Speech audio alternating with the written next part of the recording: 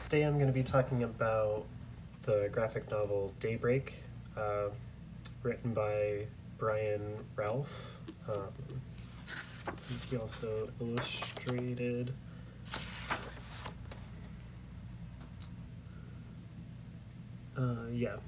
written and illustrated by Brian Wolf. This was put out by Drawn and Quarterly, first in 2011 and then the paperback in 2013. I actually had watched the Netflix series first before picking up the graphic novel to read from my local library. Just because the series itself was really fun, very funny, fast-paced, post-apocalyptic kind of zombies, but they weren't calling them zombies. Where all these kids in the show, all these kids are the ones that survive, except for like a couple adults. They're trying to figure out why this like nuclear blast affected only adults and not kids. But the book itself is a lot different. It's written in first person point of view, which is it's fascinating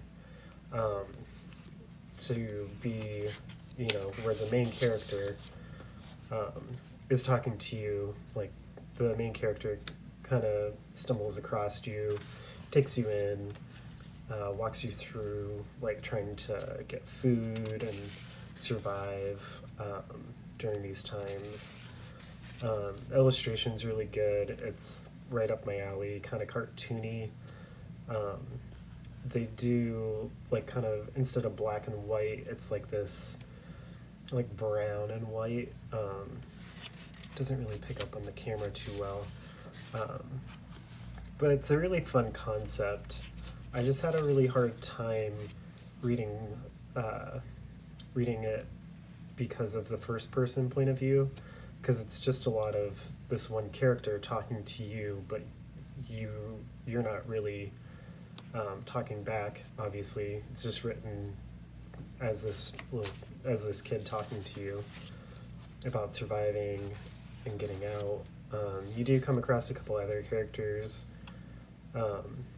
where a lot of that time they're also talking to you. There's very little like interactions between the main character and these other characters that you meet, but it's just kind of like this couple day passing of trying to survive this. They don't really call it zombies in the book either, but you kind of get this vibe that they're zombies. So you're just trying to, I don't know, you're tagging along for this story that the main character is helping propel. It seemed a little long just from, having it be in that first person point of view, but definitely I can see how it's very groundbreaking in that sense. Definitely something different that I haven't read before, and it does a really good job, keeping you entertained visually. I just feel like the story gets a little lost at times. I recommend probably, reading the book and also watching the series. I think they work together really well. The series definitely fills in some gaps, creates a new storyline, and they fill in some gaps, but I don't know. I'd recommend it, but I'd say it's maybe like a 2 or 3 out of 5 personally. So thanks for watching, and I'll see you next time.